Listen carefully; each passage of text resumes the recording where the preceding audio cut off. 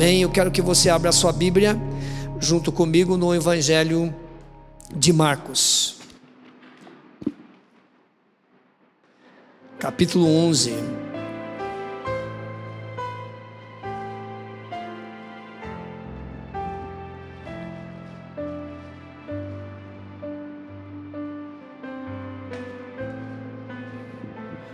Evangelho de Marcos, capítulo 11. Vamos ler a partir do versículo 11. Todos encontraram? Preste atenção nessa palavra e após a leitura permaneça com a sua Bíblia aberta.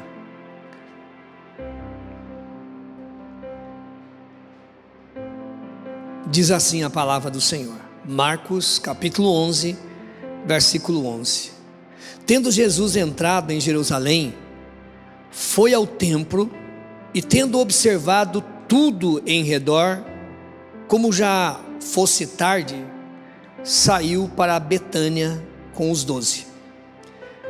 No dia seguinte, depois de sair de Betânia, teve fome. E avistando de longe uma figueira que tinha folhas, foi ver se porventura acharia nela alguma coisa. E chegando a ela, nada achou senão folhas, porque não era tempo de figos. E Jesus falando disse à figueira: nunca mais coma alguém fruto de ti. E seus discípulos ouviram isso. Versículo 20. Quando passavam na manhã seguinte, viram que a figueira tinha secado desde as raízes. Então Pedro, lembrando-se, disse-lhe: olha, mestre, secou-se a figueira que amaldiçoaste. Respondeu-lhe Jesus: tende fé em Deus. Em verdade vos digo que qualquer que disser a este monte: ergue-te e lança-te no mar, e não duvidar em seu coração, mas crer que se fará aquilo que se diz, assim lhe será feito. Por isso vos digo, que tudo o que pedirdes em oração, crede que o recebereis e tê-lo-eis. Amém, amados? Permaneça com a sua Bíblia aberta, acompanhe, entenda a palavra, manuseie a Bíblia. Diz um grande homem de Deus que qualquer pregação, o texto tem que ser entendido e explanado. Se usar o texto como pretexto, não é uma pregação e você vai sair vazio disso. É algo que não tem sentido. Eu preciso entender a palavra de Deus. Por isso que nós estamos aqui nesse momento, é o momento onde Deus vai falar aos nossos corações. É o momento que nós vamos nos abastecer. E o Espírito Santo vai levar a palavra até você e você vai receber. E essa pregação, como eu disse de manhã, ela alimenta, você vai continuar a pregar essa pregação de domingo, na segunda, durante o dia, na terça durante o dia, na quarta, você vai continuar essa pregação. Você vai pregar no seu trabalho, vai continuar essa pregação, e você não vai pregar nem o que eu disse, vai dar continuação a essa pregação. Isto é a palavra de Deus. Graças a Deus. Amados, a palavra do Senhor nos diz, em 2 Reis, capítulo 4, do verso 8 ao verso 17, ele vai falar a respeito da mulher sunamita. Essa mulher sunamita era uma mulher rica e era casada com um homem já bem mais velho do que ela, e eles não tinham filhos. Mas era uma mulher de Deus, era uma mulher que observava e gostava de investir na obra de Deus, nos homens de Deus. E ela, observando o homem de Deus, o profeta Eliseu, um certo dia ela recolheu até a casa dela para que ele pudesse se alimentar, antes de ir para a sua casa que ficava nas montanhas, nos montes, como a sinqueira. E ela convidou com seu marido um quarto, aonde ficava como um segundo piso, e ali ela colocou uma cama, colocou ali uma iluminação, uma cadeira, que quando ele viesse, descansaria ali e partiria para a sua casa. E um certo dia, eles falando, Deus, usando a vida do profeta Eliseu, e observaram que ela não tinha filho, ela orou, e ela, a partir daquele momento, ficou grávida, teve essa criança, se alegraram muito com aquela criança, a criança veio a crescer, e um certo dia, essa criança deveria já ter seus 10, 11 anos, estava trabalhando com seu pai. É interessante uma coisa, um menino de 10 anos estava onde? Com seu pai. E o seu pai, o trabalho que o seu pai estava fazendo era na lavoura, colhendo, estava ali. Às vezes essa criança, ela nem tinha condições de erguer alguma coisa, mas estava junto com o pai, aprendendo como é que se faz e dando valor, como que o pai ganha o pão de cada dia. Mas é muito interessante isso, amado. Eu não concordo com a forma que o meio nos força a educar os nossos filhos nos dias de hoje. Eu fui criado de uma forma, eu tinha tamanho desse menininho, sobrinho da Mônica ali, e meu pai trabalhava cortando madeira. E daí quando chegava o final de semana, no sábado, o meu pai queria me levar, minha mãe falava assim, mas você vai levar ele para quê? Ele não, eu vou levar ele para que ele esteja junto comigo, que ele veja como que o pai dele ganha o pão de cada dia. Para mim era aquela feliz, porque eu não aguentava andar muito tempo. Meu pai tinha que me jogar no ombro e carregar ali no pescoço. Eu ia junto com ele, eu passava o dia junto com ele, dormia ali porque dava sono com criança de tamanho, levava ali a mamadeira, comia o resto da comida junto com meu pai, e eu via o meu pai, e meu pai via como é que eu estava ali. Isso para mim foi muito gratificante. Para mim hoje, eu com 10 anos de idade, eu conseguia levar 40 marmitas que passavam de 40 quilos. Isso para mim foi edificante e valorizar. Por mais que meu pai não tinha uma profissão tão rendável, mas eu valorizava o que o meu pai fazia. Hoje, amado, muitas vezes as pessoas às vezes não valorizam nem como é que o pai ganha o pão de cada dia. Vocês não viveram na nossa época que nós recebíamos o que os pais nos davam. Vocês hoje ficam insistindo e querendo o que vocês querem. Eu quero dessa marca. Um dia vocês vão dar valor. Um dia vocês vão ter a casa de vocês. Um dia você vai ter que botar o pão de cada dia, e você vai ter os teus filhos. Daí você vai dar valor e vai aprender o que você fez no passado. Trabalho não traumatiza ninguém. Se fosse assim, eu estava traumatizado. O trabalho dignifica um homem e uma mulher. Esse menino com 10 anos estava junto com o pai. Eu só abri esse parênteses porque eu senti de falar isso. Não estava na minha pregação, não estava no script. Quebrei o protocolo aí. Mas amados, e o que aconteceu? Esse menino começou com uma dor de cabeça. Poderia ser uma meningite, se fosse no dia de hoje. E o pai mandou essa criança voltar lá com a mãe. E de repente a mãe ficou lá cuidando desse menino. A Bíblia diz que ele estava deitado no colo. A mãe devia ter feito tudo que ela conhecia. E a Bíblia diz que esse menino morreu. Agora imagine agora, nesse momento, essa mulher, ela tinha uma base muito forte. Ela sabia que aquele menino era presente de Deus. Ela sabia que foi Deus que deu. Sabia que ela tinha promessa que ela desfrutaria desse menino, a presença desse menino. E ela naquele momento, ela poderia até mesmo chorar naquele momento, mas ela não se desesperou. E ela colocou a sua fé em ação. E através dessa fé vivida, praticada, confiada na palavra, ela pôde dar as respostas para o marido, que o marido perguntou, e aí, está tudo bem? Está tudo bem. E o menino, está tudo bem. Por que você quer ir lá na casa do profeta? Está tudo bem, eu vou e logo volto. E quando ela encontrou Geazi pelo caminho, Geazi perguntou para ela, está tudo bem? Está tudo bem. Amado, somente uma pessoa que tem fé, somente uma pessoa que confia na palavra do Senhor, ela tem esse comportamento de viver a fé, de confiar. Ela não tem o será, e ela não tem o não consigo. Ela simplesmente confia. Amém, amados? Amados, esta palavra que nós lemos, os textos que antecedem essa palavra que eu li, fala da entrada triunfal de Cristo.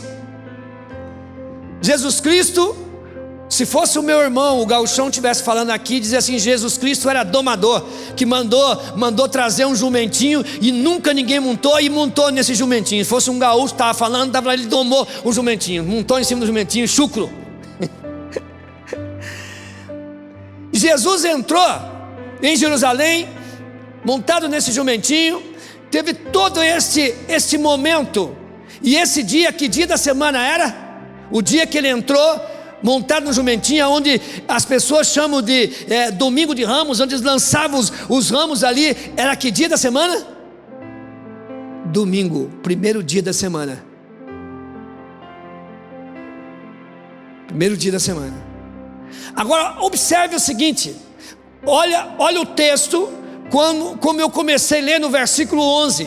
Tendo Jesus entrado em Jerusalém, ele foi ao templo, e tendo observado tudo ao redor, como já fosse tarde, saiu para onde? Para Betânia. Amados, nós queremos nessa noite titular essa palavra: vendo o invisível. Vendo o invisível. Você sempre gostou e gostaria de ver o invisível. Eu gostaria de ver o invisível. Ou eu queria me tornar invisível. Quantas pessoas já queriam se tornar invisível aqui, ó? A criançada gostaria, lá, invisível. Não vou perguntar por que você queria ser invisível também. Mas nós podemos, você vai entender essa palavra, vendo o invisível. Você tem poder. Diga para a pessoa que está ao lado: você tem poder de ver o invisível. Quero ver se você tem essa mesma convicção até o final dessa palavra. Então, amados, Jesus entra, vai ao templo, observa como já é tarde, ele vai para a casa dos amigos dele que moravam em Betânia. Quem morava em Betânia, amados? Marta, Maria e Lázaro moravam em Betânia, e Marta fazia uma comida deliciosa. Quem sabe estava lá preparada aquela galinhada, maionese, salada, suco de uva, né, Cleide? Hoje nós vamos lá comer uma galinhada na casa da Cleide lá. Marta cozinhou e estava lá. Jesus com os seus discípulos foram lá, que já era tarde.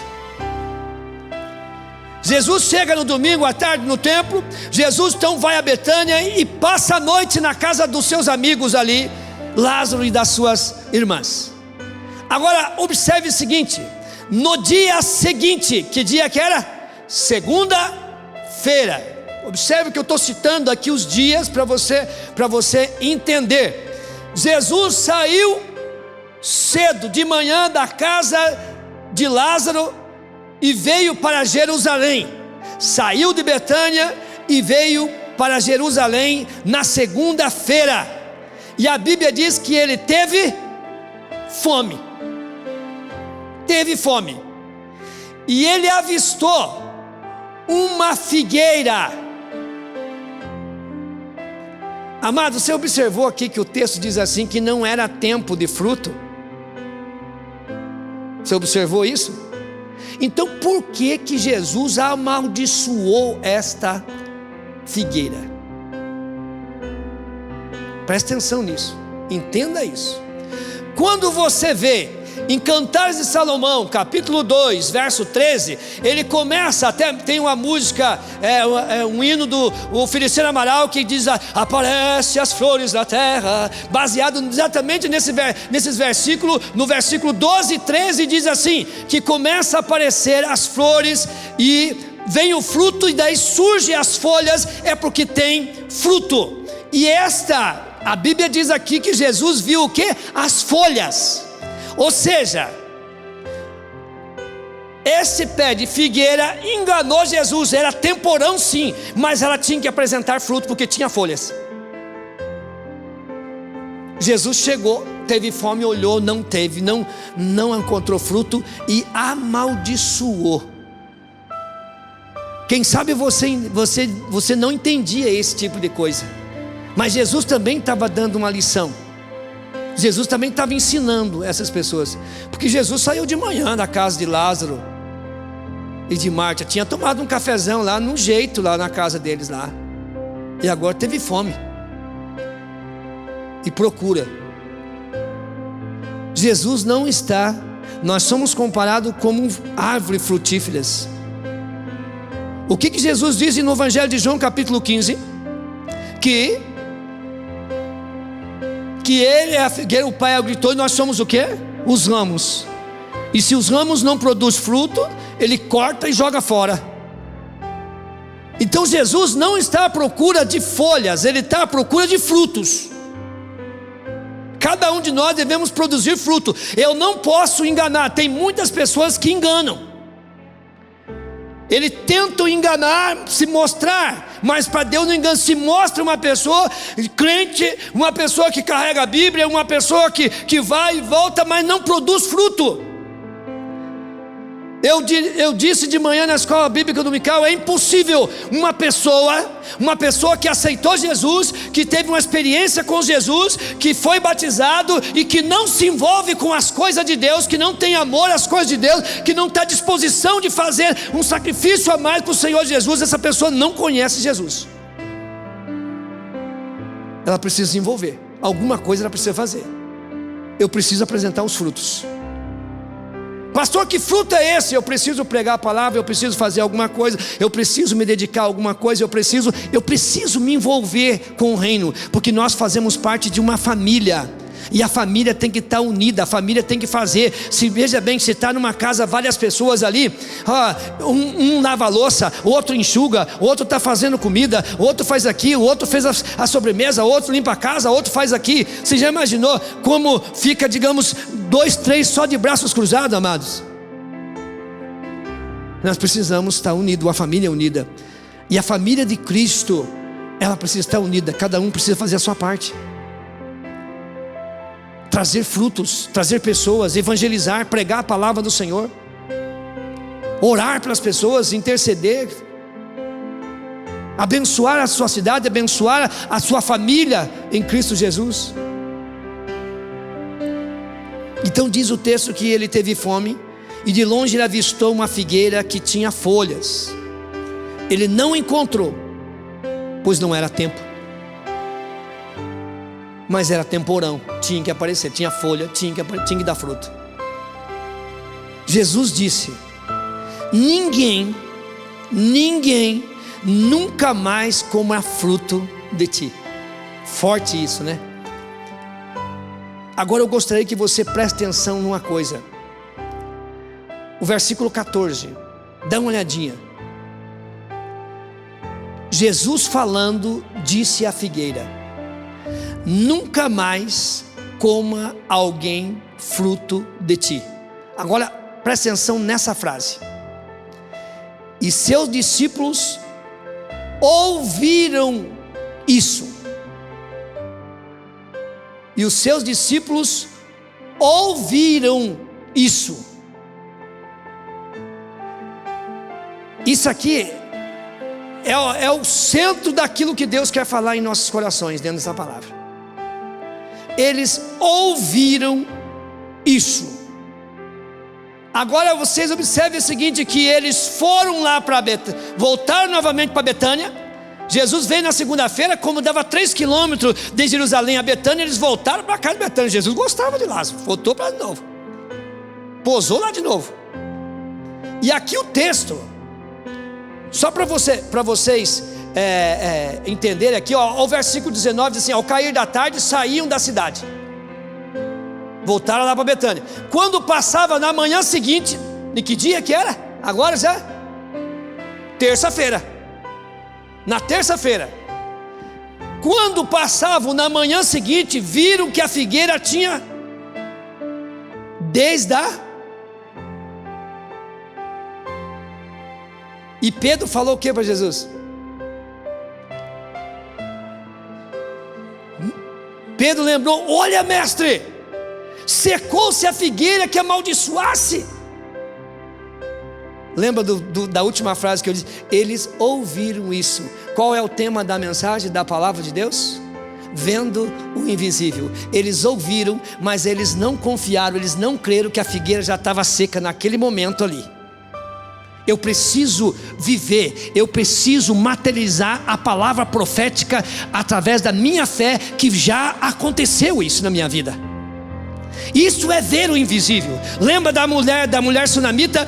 Ela materializou, ela visualizou a palavra do Senhor, que o menino não ia permanecer morto, mas iria ressuscitar. Por isso que ela teve esse comportamento. Você sabe por quê? Que muitas vezes você recebe uma palavra profética, uma palavra revelada de bênção, uma oração profética na tua vida, e não acontece na tua vida, porque você não consegue já visualizar, você não consegue ver o invisível que já aconteceu. Porque na hora que Jesus disse para a figueira: nunca mais ninguém coma fruto desta figueira, naquele momento a figueira já estava seca, e pelos olhos da fé todos podiam ver, porque Jesus viu ou não viu a figueira seca naquele momento? Você viu que ele não admirou nada, mas Pedro e os demais não viram. Eles não viram. Você entende por que você não recebe a tua bênção? O que é a carta aos Hebreus capítulo 11? Ele nos diz, aí, esse capítulo 11 da carta aos Hebreus é conhecida como os heróis da fé. O primeiro versículo da Bíblia vai definir o que é fé. Presta atenção nisso. O que é fé? Versículo 1 diz assim: sem fé é impossível, ou melhor, a fé é o firme fundamento das coisas que se vê. É o que? Invisível. É as coisas que não se vê, mas crê.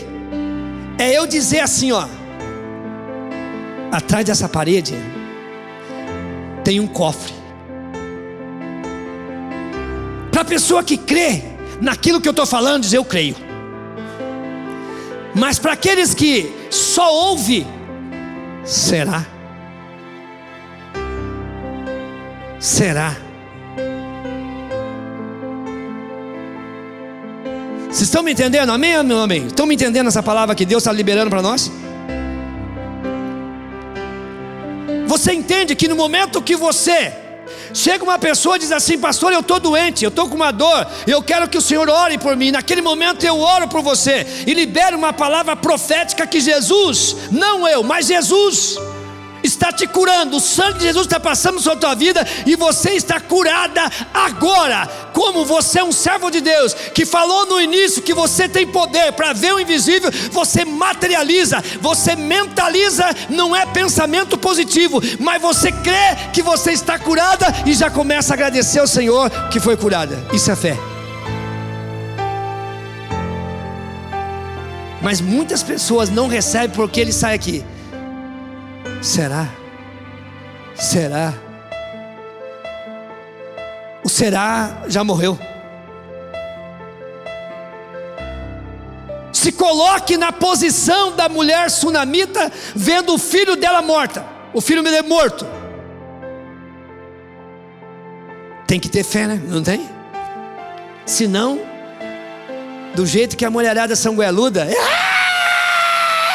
meu filho. Mas confia na palavra do Senhor. Quem foi Deus? Foi quem que Deus que deu aquela criança? Deus. O menino foi um milagre, não foi um milagre? E quem que faz milagre? Agora veja bem, você acha que Deus deu e vai tirar logo em seguida, poucos anos de vida, vai tirar essa criança dele, presente? Não. Porque Deus deu, porque sabia que logo o pai daquele menino que já era mais velho iria morrer, e aquele menino seria o companheiro, como foi o companheiro da mãe.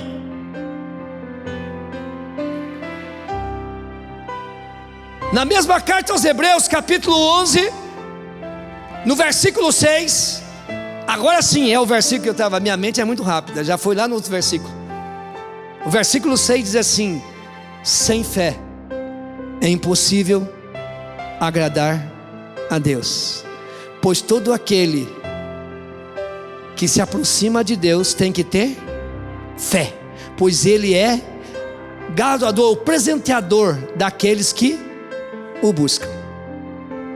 Mas não fica só nisso mesmo. Você pode, alguém já deve ter ido na carta aos Hebreus, permaneça aí na carta aos Hebreus, folhe, vai para a Bíblia, corra a Bíblia, confere, porque a palavra liberta, a palavra você cresce, a palavra você conhece a Deus. A Bíblia diz: corramos e prossigamos em conhecer a Deus. O meu povo sofre porque não conhece a Deus. Olha bem,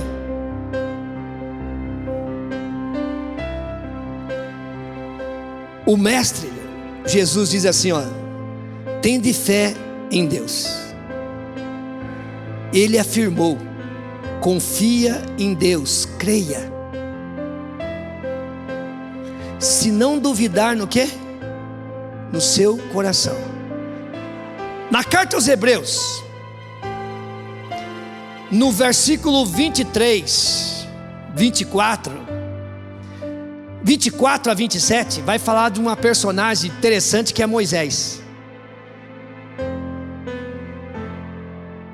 Vamos lá, vamos para a Bíblia, vamos para a palavra do Senhor. Vamos lá, olha bem o que diz. Carta aos Hebreus, capítulo 11, versículo 24 ao 27, diz assim: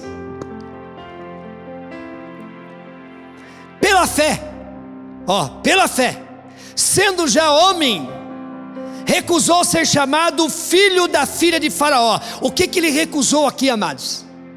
Ele recusou ser o próximo Faraó. Continuando: escolhendo antes ser maltratado com o povo de Deus do que ter algum tempo de gozo do pecado. Ele escolheu ficar com o seu povo hebreu, confiando na promessa de Deus, confiando no que a mãe dele ensinou, confiando que ele seria o libertador daquele povo, do que desfrutar do pecado, porque o povo de Israel, o povo de Faraó dentro do palácio, era uma orgia sem fim, era algo terrível ali. Por isso que diz assim: ele escolheu ser maltratado como o povo de Deus do que ter algum tempo de gozo do pecado. Continua: tendo por maiores riqueza o opróbrio de Cristo do que os tesouros do Egito, porque tinha em vista a recompensa. Não cheguei ainda no que eu quero ainda, porque tinha em vista o quê? A recompensa.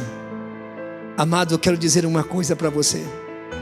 Nesse mundo, como filhos de Deus, muitas das vezes somos injuriados, caluniados, se levanta tudo que é tipo de coisa, mas nós estamos firmados na rocha. Nós sofremos tribulações nesse mundo que nós vivemos, amado, mas nós temos a certeza que a recompensa logo virá, e nós moraremos eternamente com o Senhor. O Senhor buscará a sua igreja. Então vale a pena nós estarmos firmes, vale a pena muitas vezes nós suportar. Só suporte, não reaja, não suporte, porque a recompensa virá. Versículo 27: pela fé deixou o Egito, não temendo a ira do rei, porque ficou firme com quem vê aquele que é invisível. Entenda isso. Moisés, já através da promessa que Deus disse que tiraria eles lá do Egito, ele confiava nisso e levaria para uma terra prometida, terra que manava leite e mel. Então imagine o seguinte: ele naquele momento ele já visualizava aquela terra, ele visualizava a terra que manava leite e mel, a liberdade, as criações. Então ele via o invisível, ele materializava na sua mente, cria pela fé que aquilo era real, que a promessa do Senhor se cumpriria, já estava cumprida na vida deles. Você entende isso na tua vida? Por isso que eu disse, será que você consegue ver o invisível mesmo? É possível isso, amado? É possível ou não é possível nós vermos o invisível? Mostro na Bíblia para você, olha, vou mostrar Jesus e vou mostrar uma pessoa que viu o invisível. Jesus Cristo estava numa sinagoga, e aonde as mulheres ficavam separadas dos homens, uma certa distância. E a Bíblia diz que ele levantou e ele viu uma mulher que há 18 anos era escrava de Satanás, que vivia encurvada. Ele viu essa mulher que era endemoniada. Ele viu essa mulher que essa enfermidade era uma enfermidade espiritual, que um demônio vivia na vida dessa pessoa há quantos anos? Mas as pessoas que estavam à sua volta, quem sabe olhava para ela e dizia: é um problema de saúde, é um bico de papagaio, é uma hernia de disco, é não sei o que. Mas Jesus viu o invisível. Ah, mas você pode dizer, mas era Jesus. Vou mostrar para você uma pessoa como eu e você, profeta Eliseu. O profeta Eliseu, quando Geazi estava desesperado ali, vendo que toda a sua casa estava cercada, desesperado, chegou o homem de Deus, e o homem de Deus disse assim: maior é aquele que está conosco, Geazi. Você não está vendo não, Geazi, mas eu vou orar por você. E a Bíblia diz que quando ele orou para Geazi, e a oração dele: abra os olhos desse moço para que ele veja. Quando terminou a oração, Geazi viu carros e cavalos de Israel, cavalos de fogo em volta protegendo. Ele viu ou não viu o invisível? Ele não conseguia ver. O que Deus quer de nós hoje, quer que você seja mais abençoado. Você não foi mais abençoado, não tomou posse da sua bênção, porque você só ouviu. Só ouviu. Porque no momento que Jesus falou com aquela figueira, ela estava seca. Amém? Mas os discípulos não viram. Só o outro dia eles viram. Agora, pela fé, seria mais ou menos isso. Eu estou aqui. Você recebe oração, você não vê raio, você não vê trovão, você não vê uma ultrassom passando sobre você. Então você naquele momento você tem que desligar humanamente e pensar espiritualmente pela fé: eu estou curado. E toma posse da bênção. Eu creio naquilo que Deus pode mostrar para nós, o invisível. Mas pastor, já aconteceu aqui de mostrar o invisível. Amado, se for para nós citar aqui, vou citar só uma coisa. Filho da Cláudia, o Davi, Deus me mostrou que era o menino e disse que está o nome que era para dar. A Ana, o Mateus. Isso não é a ver o invisível? Sim. Isso é ver o invisível. Quando Deus me deu essa palavra, Ele diz assim: eu quero abençoar mais este povo. Esse povo precisa confiar naquilo que eu estou liberando para eles. Não somente ouvir, mas tomar posse. Eu vou receber. Eu creio. E se você observar no texto, diz assim: se você não duvidar, olha o que Jesus disse para Pedro: se você não duvidar no teu coração, ou seja, se você, a palavra vem no coração, eu recebo isso. Se você não duvidar no teu coração, o que pode dizer? Pedro, não somente essa figueira que você não viu, mas você vai dizer: monte, muda daqui para lá, ele vai mudar. Crer no invisível é despertar, ou seja, desprender dos pensamentos da carne, e naquele momento tomar posse pela fé daquilo que não está vendo. Nós queremos ver, mas há momento que eu preciso confiar pela fé.